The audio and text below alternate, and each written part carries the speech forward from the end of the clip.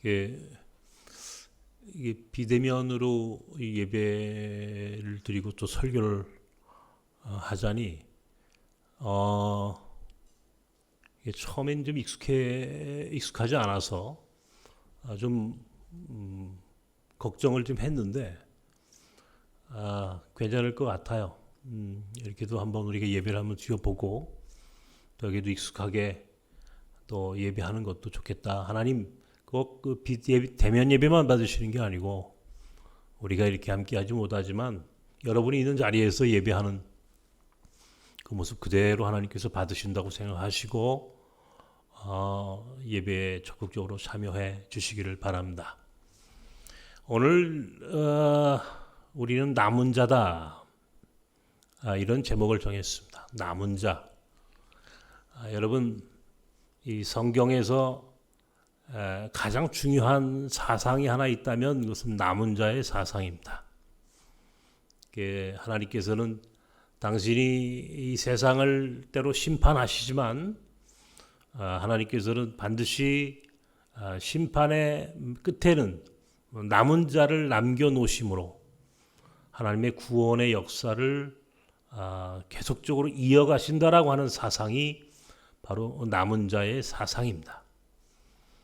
오늘 이 요셉이라고 하는 사람의 이야기를 통해서 우리가 하나님이 어떤 사람을 남겨놓으시는지 또 남겨진 사람들은 과연 어떻게 살아야 하는지 그리고 그 남은 자들을 우리는 또 어떻게 구별하며 그들과 함께 연합하고 또 하나님의 뜻을 이루어갈 수 있는지 우리가 한번 이 말씀을 한번 깊이 묵상해 보시길 바랍니다. 요셉은 야곱의 11번째 아들입니다.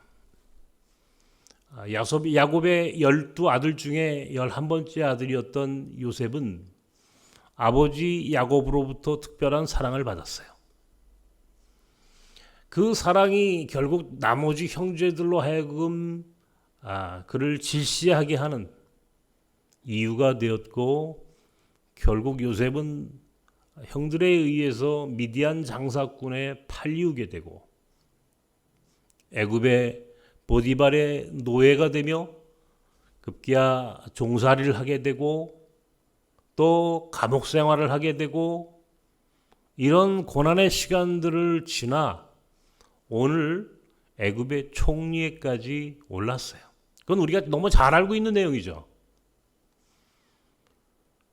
그 즈음에 가나안 땅에 기근이 들었습니다. 엄청난 문제가 생긴 것이죠. 야곱과 야곱의 나머지 아들들은 어쩔 수 없이 애굽 땅에 이제 식량을 구하러 갈 수밖에 없게 되었습니다. 식량을 구하러 간 야곱의 아들들이 오늘 요셉을 극적으로 만나는 장면입니다. 오늘 이 본문은 사실 제가 굉장히 참 자주 인용도 하고 또 가끔 이 본문을 갖고 설교를 합니다마는 오늘은 이 본문이 제게 아주 특별한 느낌을 줘요. 왜 그런가 하니 사실은 이 야곱과 그의 아들들이 애굽을 향해서 식량을 구하는 이 장면에서 그들이 미디안 장사꾼에게 팔았던 요셉이라고 하는 동생을 만납니다. 사실은 그것은요 굉장히 두려운 일입니다. 자기들이 버렸던 자기들이 시기하고 질투해서 버렸던 동생이 글쎄 애굽의 총리가 되어 있는 거예요. 그때에 요셉이 그의 형들에게 말하는 장면입니다. 형님들 근심하지 마십시오. 두려워하지 마십시오. 하나님이 당신들을 구원하시려고 나를 먼저 여기에 보내신 겁니다. 그리고 오늘 7절과 8절에 하나님이 우리 이 후손들을 이 땅에 남겨놓으시려고 나를 이곳에 먼저 보내셨습니다. 이건 하나님이 하신 겁니다. 하나님은 그렇게 이 남은 자, 남겨진 사람들, 구루토기 같은 존재들, 이 씨알 같은 가을의 농부가 씨앗을 남겨놓듯이 그런 씨알들을 통해서 하나님의 구원의 역사를 계속 이어간다라고 하는 내용입니다. 이 씨알의 사상이에요. 이건 함석헌 선생의 표현이죠. 씨알. 역사와 성서는 반드시 이 남은 자 씨알들을 남겨놓으신다. 구약에 우리가 노아, 이 창세기 6장의 노아의 방주, 홍수 이야기가 나옵니다. 홍수의 심판을 하나님께서 온 인류의 다 모든 것들을, 생명 있는 것들을 다 심판하시겠지만, 하시려 했을 때에 하나님이 끝까지 남겨놓으신 자들이 있었습니다. 바로 노아의 방주에 들어간 생명들이었습니다. 그러니까 노아라고 하는 사람이 이게 남은 자의 대표예요. 남은 자. 다 심판했어요. 다 홍수로 죽었어요. 그런데 노아와 그의 가족, 그리고 하나님이 그 방주에 구별하여 태우라고 했던 생명들만큼은 남겨놓으셨어요. 그렇게 남은 자가 오늘 이 땅의 역사를 이어갔습니다. 창세기 19장에 롯이라고 하는 사람이 나옵니다. 아브라함의 조카 롯이죠. 그 창세기 19장은 소돔과 고모라 성이 멸망하는 장입니다. 하나님이 그 땅이 얼마나 패악했는지 그 땅을 심판하십니다. 모든 것들을 불로 태워버렸어요. 그 땅에 있는 사람들 모두를 다 죽이셨어요. 그런데 롯과 그의 가족만큼은 살려주셨습니다. 결과적으로 롯과 그의 자녀들을 통해서, 남겨놓은 가족들을 통해서 모압과 암몬이라고 하는 족속이 만들어지게 되고, 우리가 알고 있는 룻이라고 하는 여자는 바로 모압 땅의 이방 여자였으며, 그 모압의 룻이라고 하는 여인을 통해서 예수 그리스도가 태어나게 되는 일련의 구원의 사건과 연결되어지는 것을 보게 됩니다. 그러니까 노아, 롯, 그리고 오늘 성경의 요셉, 그 외에도 성경은 모세, 엘리야, 이사야, 예레미야, 그리고 신약에 들어와서는 세례 요한, 이러한 마지막 하나님의 때를 위하여 남겨놓으신 자들을 통하여 하나님이 당신의 구원의 역사를 이루어 가시는 것을 보게 돼요. 오늘 요셉이라고 하는 사람은 바로 그런 남겨진 자의 대표입니다.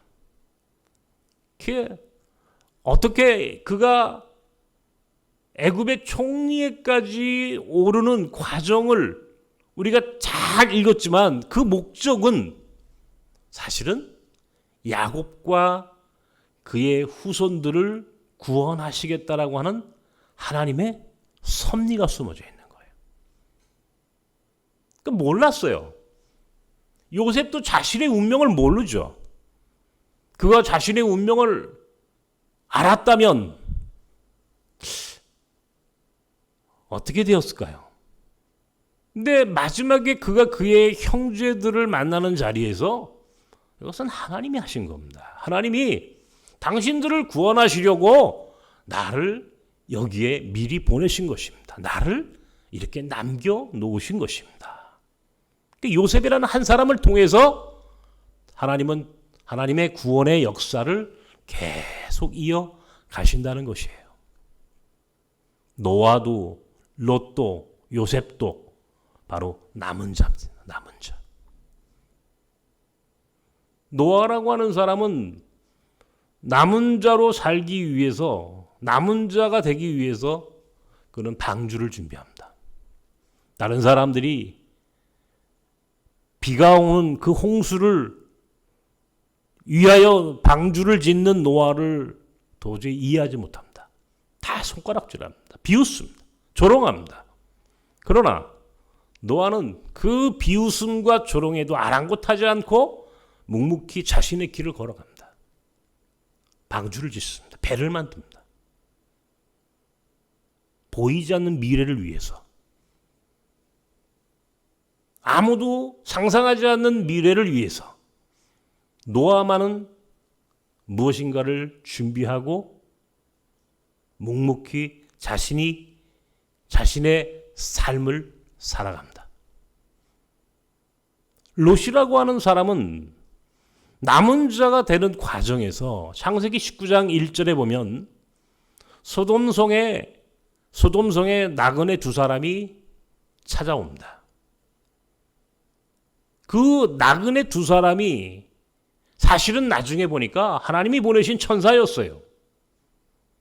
롯은 그들이 천사인지 모릅니다. 그저 길 가는 나그네였을 뿐이에요. 그런데 롯은 그 나그네를 극진하게 영접합니다. 소돔성 사람들이 롯의 집에 와서 그 롯의 집에 방문한 나그네들을 밖으로 내라고 그렇게 소란을 피울 때에도 롯은 끝까지 자신의 집에 찾아온 나그네를 보호합니다. 나그네를 영접하고 극진하게 그들을 보호했을 때 하나님은 롯에게 구원의 은총을 베푸셨어요. 남은 자가 된다. 남은 자가 되기 위한 조건이 있습니다. 노아처럼, 롯처럼, 그리고 요셉처럼 오늘 우리가 그들의 삶에서 몇 가지 단서를 찾을 수가 있어요. 어떤 삶을 살아야 남은 자가 되는가? 어떤 삶을 살았을 때에 남은 자의 삶을 살아가는 것인가? 준비하는 겁니다. 미래를 준비하고 묵묵히 자기에게 주어진 삶을 살아가는 거예요. 준비하는 자. 하나님의 심판의 때를 미리 준비하는 자들이 바로 남은 자의 조건이에요. 롯처럼 남은 자가 되기 위해서는 실천적인 신앙인의 삶을 살아야 합니다. 나그네를 정말 길 가는 나그네에게 필요한 것들을 제공하고 그들을 극진히 영접하는 롯과 그의 가족은 남은 자의 은총을 받습니다. 롯이라고 하는 사람이 무슨 굉장히 도덕적으로 완벽하고 신앙적인 사람이고 이것이 아니에요. 그의 행적 자체가 그렇게 우리가 볼 때에 이 사람은 의인이네 라고 하는 그런 정도의 사람이 아닙니다. 롯이라는 사람이. 그럼에도 불구하고 그의 삶에 굉장히 중요한 덕목이 있는데 그는 나그네들을 영접할 줄 아는 그런 마음이 있었어요. 그런 믿음이 있었어요. 요셉이라고 하는 사람은 그 어떤 고난에도 그 어떤 시련에도 그 고난과 시련을 이겨내는 믿음과 인내가 있었어요. 그러니까 남은 자가 되는 조건이 몇 가지가 있어요. 남은 자로 살 수 있는, 남은 자의 삶을 살 수 있는 사람들이 있어요. 한마디로 노아 같은 사람, 롯 같은 사람, 그리고 요셉 같은 사람이에요. 미래를 준비하는 사람, 하나님의 심판의 때를 준비하며 살아가는 사람. 롯처럼 가난하고 보잘것없는 나그네들이지만 그들을 극진히 영접할 수 있는 실천적인 신앙인의 삶. 그리고 요셉처럼 비록 고난의 삶을 살지만 그 고난 속에서도 끝까지 참고 인내함으로 마지막 그에게 주어진 남은 자의 역사, 남은 자의 사명을 감당할 수 있는 사람. 바로 그런 사람들이 오늘 남은 자들의 모습이다. 마태복음에 보면 알곡과 쭉정이를 하나님께서 나누신다 그랬어요. 양과 염소를 구별하신다라고도 했습니다. 어쩌면 지금 우리가 살고 있는 이 현실이 남은 자가 될 것인가 아니면 버림받은 자가 될 것인가, 둘 중에 하나의 삶을 선택할 수밖에 없는 중요한 기로에 오늘 우리가 서 있습니다. 사실 지금 우리가 맞이하고 있는 현실은 이건 상상할 수 없는 위기예요. 이건 뭐 우리만이 아니고 전 세계적인 위기죠. 그 중에서도 특별히 지금 한국교회가 맞이하고 있는 이 상황은 이건 예사스럽지 않습니다. 이거는 쓰나미의 위기예요. 한 방에 정말 다 날아갈 수 있는 엄청난 위기가 불어닥치고 있습니다. 저는 지나간 한 주간, 아니 적어도 지나간 몇 주간 동안 오늘 사회 속에서 우리 한국교회가 어떤 모습인가, 교회는 물론이고 저 같은 목회자, 한국교회의 지도자들이라는 사람들이 오늘 어떤 모습으로 비춰질까에 대한 생각을 굉장히 많이 했습니다. 참으로 두려운 마음으로 오늘 한국교회의 상황을 보았고, 오늘 한국교회의 오늘 교인들, 우리 신앙인들, 과연 오늘 우리를 사람들은 어떻게 생각할까? 그리고 마지막 교회의 모습은 어떻게 될까? 과연 교회가 온전히 남을 수 있을까? 여러분들은 어떻게 생각하십니까? 예전과 같은 교회는 남지 않습니다. 과거와 같은 교회는 존재하지 않습니다. 코로나 이 위기의 끝에 과연 누가 남을 것인가? 누가 마지막 남은 자로 하나님이 남겨놓으실까? 이건 굉장히 두려운 일입니다. 누가 마지막까지 남을 것이라고 생각하십니까, 여러분? 여러분들이 끝까지 남은 자가 될 것인지 아니면 쭉정이처럼 날아갈지 한번 두려운 마음으로 오늘 우리를 돌아봐야 돼요. 누가 남을 자가 될 것인가? 누가 노아가 되고 누가 롯이 되고 누가 요셉 같은 이가 될 것인가? 만약에 우리가 남은 자가 아니라, 우리가 알곡이 아니라, 우리가 씨알이 아니라 우리가 날아가는 쭉정이 같은 존재였다면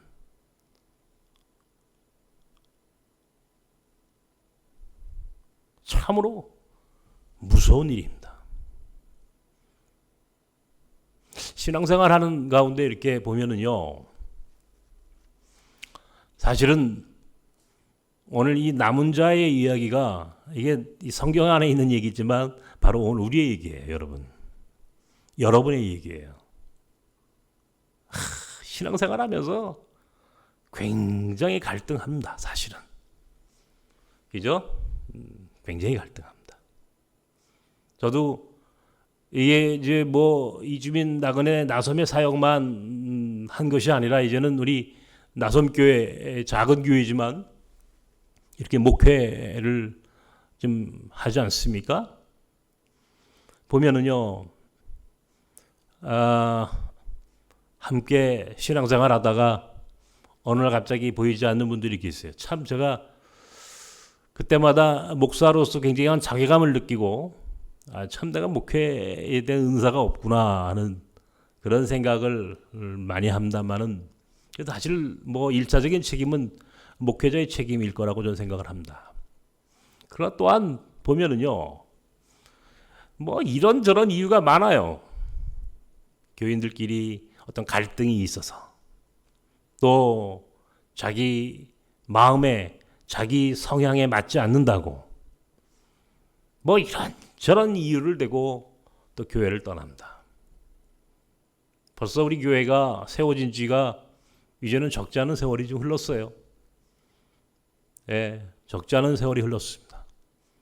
많은 사람들이 왔다가 떠나고 왔다가 떠나고,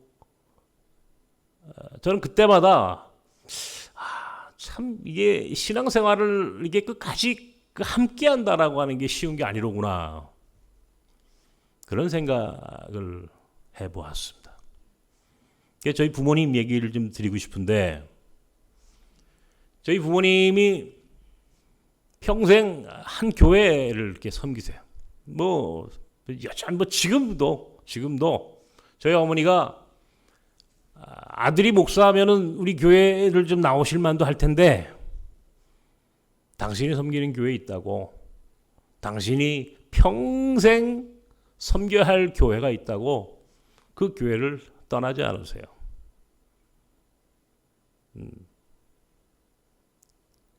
뭐 아시는 분은 아시겠지만 저희 어머니가 그런 면에서 보면은, 그렇다고 무슨 아들을 사랑하지 않고 아들의 교회가 아들의 이 작은 교회지만 이 공동체에 대한 관심이 없느냐? 그건 아니에요. 굉장히 관심이 있고, 어떻게든 간에 우리 나섬교회가 잘 되기를 옆에서 기도하시고 그래요. 그럼 당신이 좀 오셔서 도와주시면 되겠구만. 안 오세요. 왜? 내가 섬겨야 할 교회가 있다. 한 곳에 이 교인으로 평생 살아간다는 것이 요즘 어떻습니까? 이게 사실은 쉽지 않아요. 쉽지 않아요.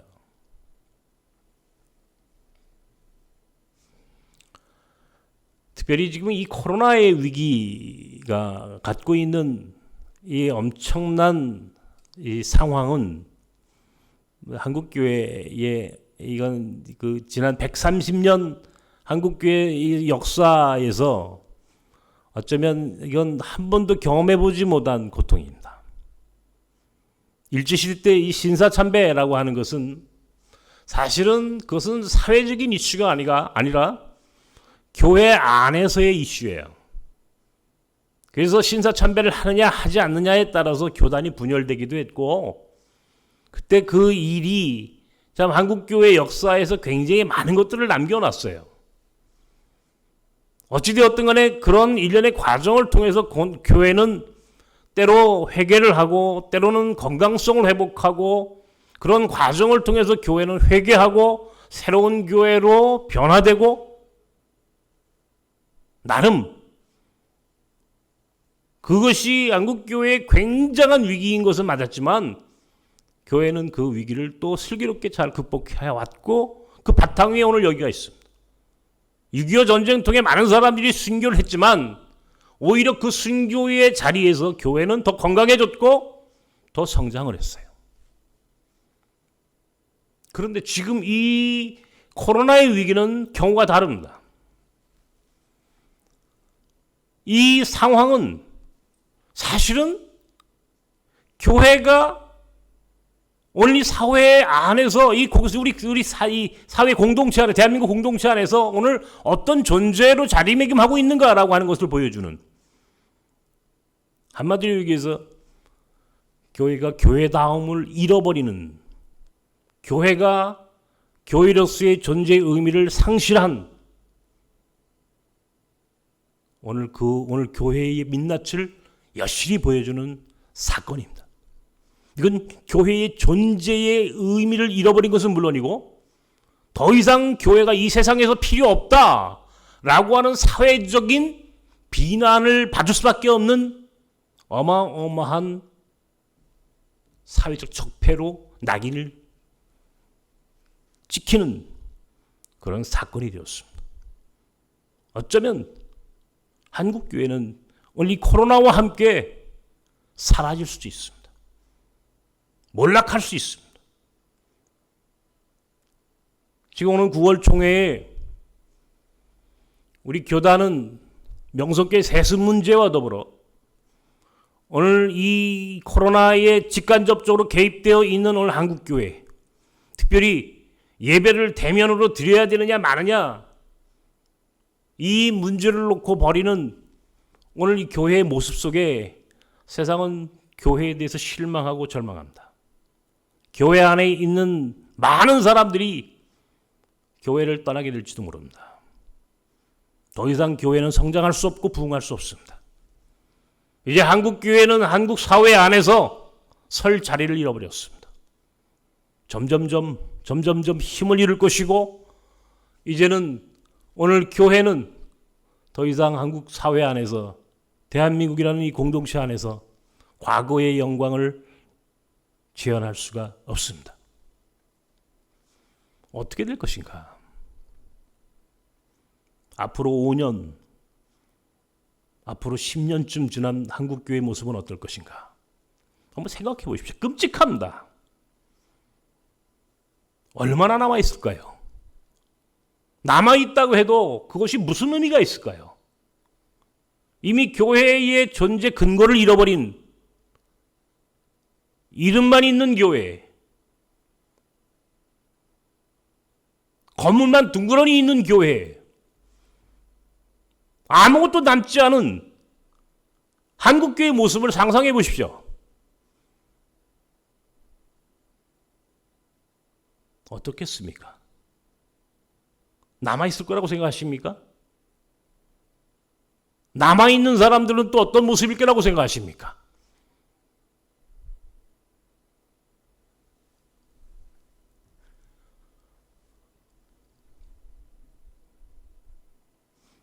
저는 종종 제 선배, 선후배 목회자들을 만나서 이 얘기할 때가 있습니다. 제가 농담처럼 이야기합니다. 한국교회에서 마지막까지 남을 사람이 누구라고 생각하시오? 누가 한국교회에서 마지막까지 남을 것인가? 누가 마지막 남은 자가 될 것인가? 제 이 질문이 때로는 당돌한 질문입니다. 때로는 매우 참으로 건방진 질문입니다. 같은 목회자들에게, 선배들에게, 후배들에게 묻습니다. 누가 끝까지 남을 것인가? 한국교회에서 마지막까지 남을 수 있는 교회, 한국교회에서 마지막까지 남을 수 있는 목회자가 누구라고 생각하는가? 일부러 묻습니다. 왜냐하면 궁금하기 때문에. 그들이 생각합니다. 누가 마지막까지 남아있을까? 누가? 이 한국교회의 이 구조 속에서 더더욱이나 오늘 세상에 손가락질 당하고 비난받는 오늘 이 한국교회에서 누가 남을 것인가? 역사가 가르쳐줍니다. 역사가. 성경이 그것을 우리에게 가르쳐줍니다. 반드시 성서와 역사 속에 어떤 사람이 남을 것인자가 기록되어 있습니다. 누가 마지막까지 남아있을 것인가? 제가 이야기합니다. 미안하지만 마지막까지 남을 사람은 납니다 그래요. 제가. 나는 남습니다. 왜? 나는 자꾸 그런 생각이 들어요. 건방진 생각인 것 같았습니다. 그러나 아무리 생각해도 나서면 남을 것 같습니다. 어떤 경우에도 제가 뭐 그렇다고 나섬교회 담임 목사로 남는다든가 이런 의미가 아니에요. 하나님의 일을 마지막까지 하는, 죽는 날까지 하나님 나라를 위해서 일할 수 있는 남은 자로 존재할 것 같은 그런 생각을 저는 제 스스로에게 합니다. 저는 그런 삶을 살고 싶었고 끝까지 남은 자로 존재하고 싶은 제 나름의 욕심이 있어요. 그것이 나섬이에요. 나섬은 고난의 길을 걸어봤습니다. 광야의 길을 걸어봤습니다. 노아처럼 우리는 미래를 준비하며 살아왔어요. 늘 얘기했지만 저는 늘 미래를 생각합니다. 오늘을 보지 않아요. 앞으로 5년, 10년 후의 한국교회, 10년 후의 나섬, 우리의 사역이 어디로 가야 하는지에 대한 끊임없는 생각을 합니다. 내가 무엇을 준비해야 하는지, 어떤 공동체로 우리가 가야 하는지 끊임없이 생각하고 그것을 준비해 갑니다. 그래서 경제적인 자립도 이야기하고, 그래서 우리 공동체는 독립된, 누구에게도 의존하지 않는, 모든 사람, 모든 교회가, 모든 공동체가 다 무너져도 나섬은 무너지지 않는 작지만 강한 공동체가 되어야 하겠다라고 끊임없이 생각하고 그 길을 걸어갑니다. 준비합니다. 노아처럼 방주를 만듭니다. 그리고 롯처럼 우리는 나그네들을 영접하는 일, 첫사랑을 잃어버리지 않고 끝까지 우리에게 주어진 나그네와 과부와 고아와 같은 작고 약한 자들과 더불어가는 공동체로 남기를 고집합니다. 우리는 예루살렘을 지향하지 않고 갈릴리를 지향합니다. 우리는 힘 있는 자의 편이 아니라 힘 없는 자의 편, 약자의 편에 서기를 주저하지 않습니다. 불의 앞에 타협하지 않습니다. 어떤 인간과 돈, 권력 앞에 우리 스스로 무릎을 꿇지 않습니다. 오직 하나님의 정의, 하나님의 신실함을 믿고 우리는 우리의 갈 길을 걸어갑니다. 그리고 요셉처럼 고난의 길에 서 있어도 끝까지 참고 우리는 마지막 승리자가 되기 위하여 노력할 것입니다. 그 생각을 하면서 저는 사람들에게 이야기해요. 나는 마지막까지 남은 자가 될 것이다. 물론 그럴 자신이 있는 건 아닙니다. 중간에 어떤 일이 있을지 저도 모릅니다. 그러나 끝까지 남은 자로 살기 위하여 노력해야 합니다. 끝까지 살아 하나님의 구원의 역사를 지속적으로 계속해서 이루어 나갈 수 있는 공동체를 만들어내야만 합니다. 왜? 우리가 바로 그 남은 자로 마지막 씨알이기 때문에 그렇습니다. 다 사라져도 남아야 합니다. 그래서 한국교회를 다시 회복하고 하나님의 구원의 역사를 다시 이루어내야만 합니다. 이게 남은 자의 삶이에요. 오늘 우리 호잣 선교사의 터키의 사역에 대한 이야기를 보았습니다. 지난주에는 빵가지 선교사, 그 전주에는 투화, 이렇게 제가 가끔씩 우리 선교사들의 이야기를 동영상으로 이렇게 보내라 해서 교우들과 더불어 나눕니다. 왜? 여러분들이 또 잊어버릴까 봐.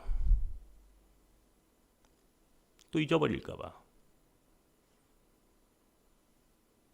그런데 가만히 보십시오. 야, 이 코로나가 지금 어떤 문제를 만들어냈나. 모든 것들을 다 단절시켜버렸어요. 선교사들이요, 지금 전 세계에서 이 가장 많은 선교를 하고 있다는 한국교회가 지금 어떤 위기에 좀 봉착해 있는지 아십니까? 선교사들이 다 돌아와요. 돌아올 수밖에 없어요. 어디서 선교를 합니까, 지금? 갈 수가 없어요. 남아있어도 그곳에서 할 수 있는 게 아무것도 없어요. 우리가 잘 아는 몽골 선교 사역에 대한 이야기도요. 저는 뭐 너무나 거기에 관심이 많고 늘 그쪽이 우리 나섬과 우리 네트워크가 돼 있지 않습니까? 그 몽골 선교지의 상황은 제가 늘 주시합니다. 보면요. 선교사님 다 돌아왔어요. 다 돌아왔어요. 할 수가 없어요. 인도 우리 빵가지 선교사 얘기를 지난주에 봤습니다마는 지금 인도에 우리 한국 선교사들이요. 남아있는 사람이 거의 없습니다. 다 돌아왔어요. 터키 마찬가지입니다. 베트남 마찬가지입니다. 할 수가 없습니다. 그런데 나섬은 우리가 그것을 의도했던 의도하지 않았던 역파성 선교라고 하는 이 선교적인 새로운 길을 만들었습니다. 제가 늘 그런 얘기를 하죠. 돌아오지 않는 선교사다. 이 말이 이게 저도 이 말을 하다 보면 참 가슴 아픈 얘기입니다. 돌아오지 않는 선교사다. 얼마나 오고 싶겠습니까? 아이들도 한국에 와서 살고 싶고, 그런데 이게 운명이에요. 자기 고향으로 돌아간 겁니다. 자기 민족으로 돌아간 겁니다. 우리가 이 선교사들 키우는 과정에서 9년, 10년씩 공부하고 지원하고 사실은 우리 공동체의 능력으로는 감당할 수 없을 만큼 굉장히 많은 치료를 하면서 우리는 신학생들을 키우고 물론 때로 실패도 했습니다마는 역파성 선교 사역에 참 새로운 길을 만들었어요. 이게 사실은 여러분들 우리 나섬이 했던 일이지만 이건 놀라운 일입니다. 그런데요, 보십시오. 이들이 남은 자예요. 다 떠났는데 이제 하나님의 사역이라고 하는 것이 다 여기서 끝날 것 같은 어마어마한 위기 가운데 있는데 그런데 누군가가 그 남은 자의 역할을 하면서 하나님의 구원의 역사는 계속 이루어져 가고 있다는 것을 우리는 봅니다. 이게 바로 남은 자의 그루터기의 신앙이에요. 성경은 바로 이 남은 자들을 통해서 하나님이 역사하시는 거예요. 하나님은 그 남은 자들을 통해서 하나님의 사역을 하나님의 뜻을 이루어 가시는 거예요. 노아도 롯도 그리고 요셉 같은 인생들을 가만히 보십시오. 다 보면은 이해할 수 없어요. 그 시대 사람들은 그들을 이해하지 못합니다. 그러나 시간이 흐른 다음에 어떤 위기가 닥친 다음에 엄청난 쓰나미 같은 일들이 그 역사의 현장에서 일어나는 그 순간에 하나님은 그 남은 자들을 통해서 하나님의 뜻을 계속 이어져 가는 거예요. 남겨놓으시는 거예요. 그러니까 누가 남은 자냐? 이걸 분별할 줄 알아야 돼요, 여러분. 누가 남은 자냐? 저도 가만히 목회를 하다 보니까 누가 남은 자로 끝까지 남을 것인지가 보여요. 정말입니다. 내 눈만 안 보이지 제 마음으로 다 봐요. 보이죠? 보입니다. 저는 누가 이 나섬이라고 하는 공동체 안에서 마지막까지 하나님의 뜻을 마지막까지 이루어 갈지를 느껴요. 아, 저분이 남은 자겠구나. 저 부부가 남은 자겠구나. 하나님은 저들을 통해서 마지막 구원의 역사를 또 이루어 가시겠구나. 엘리야는 하나님께 하나님 이제 다 떠났습니다. 저 아합과 이세벨의 그 가짜 선지자들, 바알과 아세라의 선지자들이 이제 기세를 부리고 모든 사람들이 다 그쪽 편에 서는 것 같이 보였어요. 근데 하나님 얘기해요. 남은 자가 있다. 7,000명의 남은 자가 있다. 하나님이 이 엘리야라고 하는 선지자 한 사람만 남겨놓으신 게 아니라 그 주변에 그렇게 사람들을 또 남겨놓으셨어요. 바울이라는 사람은 혼자 사역하는 게 아니었어요. 바울도요, 디모데와 실라, 의사 누가와 베베와 자주장사 루디아와 이런 주변에 하나님께서 남겨놓으신 사람들과 동역합니다. 이게 바울의 동역자들이라고 그래요. 그 남겨진 사람들을 통해서 하나님이 하나님의 구원의 선교, 구원의 역사를 계속 이어져 가요. 우리가 마틴 루터 같은 사람 마지막 남은 자 중에 한 사람입니다. 1517년 그가 종교개혁을 했을 때 그가 혼자 한 게 아니에요. 그와 동역했던 사람들이 있었어요. 루터를 숨겨줬던 귀족도 있었고, 루터와 함께 그 고난의 시대를 함께 살아야 했던 개혁자들이 있었어요. 나는 오늘 나섬의 교인들이 바로 남은 자 그루터기라고 확신합니다. 한국교회가 어떤 상황에 처하더라도, 다 무너지고 다 쓰나미처럼 떠나더라도, 쭉정이처럼 다 날아가 버리더라도 나는 하나님이 나섬교회를 남은 자들의 공동체로 남겨놓으실 것이라고 확신합니다. 그런 교인들만 보내셨어요. 그런 사람들만 나섬에 보내셨어요. 한국교회가 무너지고 몰락하고 세상 가운데 더 이상의 존재에 할 수 없는 그 순간에 우리는 노아처럼, 롯처럼, 그리고 요셉처럼 끝까지 남아서 하나님이 마지막 때에 하나님의 구원을 이루시기 위하여 우리를 남겨놓으셨습니다. 오늘 요셉이 그의 형들에게 이렇게 고백하는 것처럼 오늘 나섬과 여러분을 남겨놓으셨음을 믿으시기 바랍니다. 그래서 그러한 고백이 지금은 아니지만 반드시 얼마 지나지 않아서 나섬교회, 나섬 공동체, 그리고 이 안에 속한 여러분들의 고백이 될 날이 올 것이라고 믿습니다. 우리는 그날을 기다립니다. 나는 확신합니다. 나섬은 남은 자들의 공동체다. 나섬은 그루터기의 공동체다. 그래서 모든 것이 다 사라질지라도, 코로나로 모든 세상과 모든 교회가 다 무너지고 심판받을지라도 우리는 남아서 다시 하나님의 구원의 역사를 이루는 하나님의 사람들로 쓰임받는 날이 반드시 올 것이라고 믿습니다. 그러기 위하여 오늘 우리는 그 어떤 고난도 이겨야 합니다. 그 어떤 시련도 극복해야만 합니다. 그 어떤 유혹 앞에서도 우리는 포기할 수 없습니다.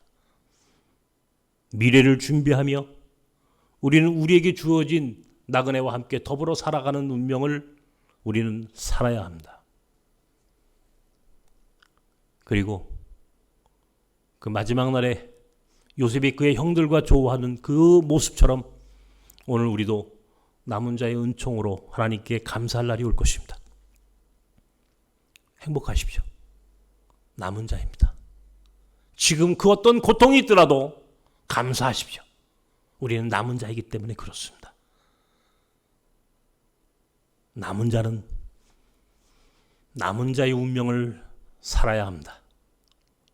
우리 스스로 남은 자라는 사실을 자각하고 끝까지 하나님께서 주신 이 길을 걸어갈 수 있기를 바랍니다. 많이 힘드시죠? 많이 참으로 괴롭습니다. 고민도 많아집니다.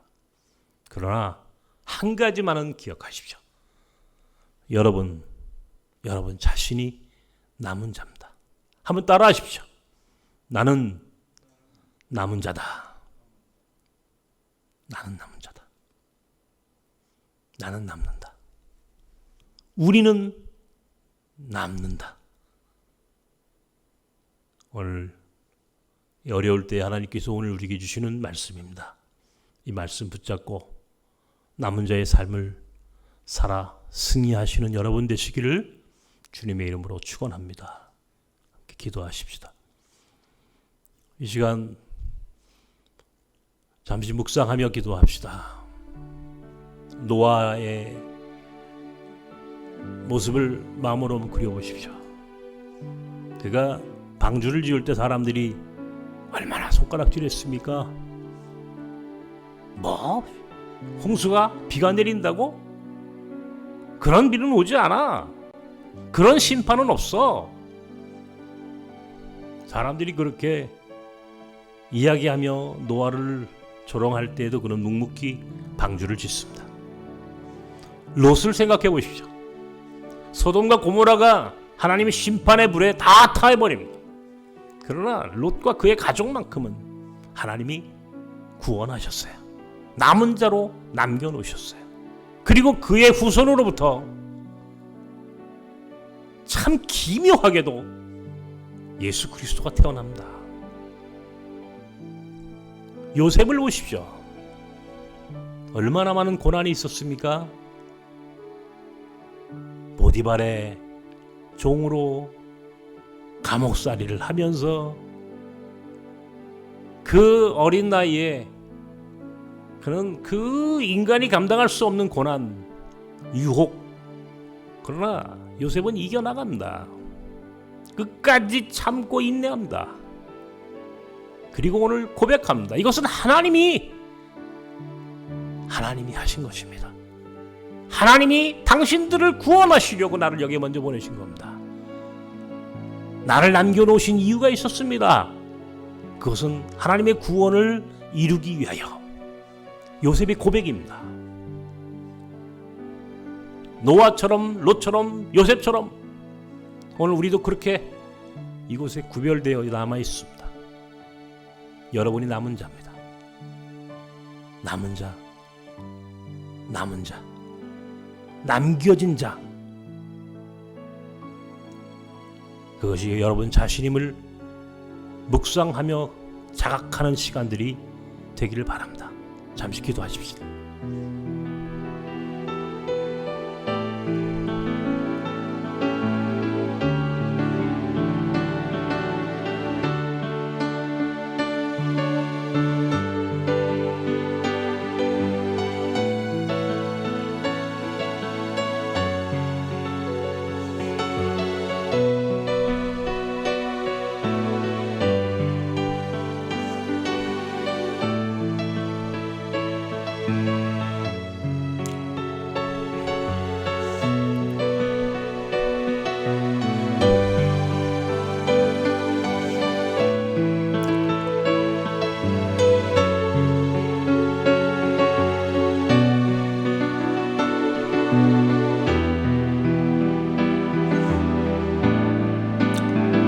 사랑하는 주님,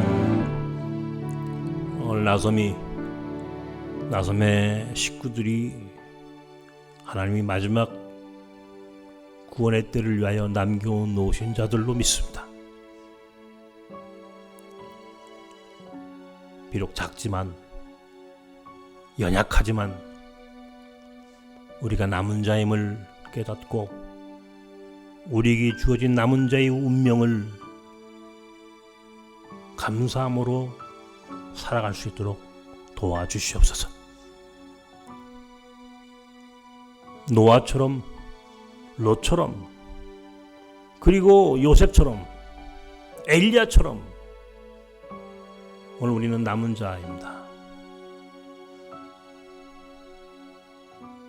이 마지막 때에 이 엄중한 위기의 시대에 마지막까지 남을 자들이 이곳에 있음을 믿으며 하나님께 구하오니 사랑하는 나섬 사람들에게 힘을 주시옵소서. 끝까지 참아내며 인내할 수 있는 믿음을 주시옵소서. 그 어떤 고난 앞에서도 무릎 꿇지 말게 하시고 끝까지 하나님을 바라보는 믿음으로 우리 주님 우리에게 주신 사명 감당하며 그렇게 하나님의 위대한 남은 자의 삶을 살아가는 나섬 사람들 되게 하여 주옵소서. 이제는 우리 주 예수 그리스도의 크신 은혜와 하나님의 사랑과 성령님의 교통하심과 역사하심이 남은 자로 살기로 결단하며 순종하며 그래서 노아처럼 롯처럼 요셉처럼 엘리야처럼 남은 자의 삶을 감사함으로 순종하며 끝까지 믿음 가운데 승리하기를 원하는 사랑하는 남은 자들 나섬 식구들 가운데 이제와 영원까지 함께 하시길 간절히 축원하옵나이다. 아멘.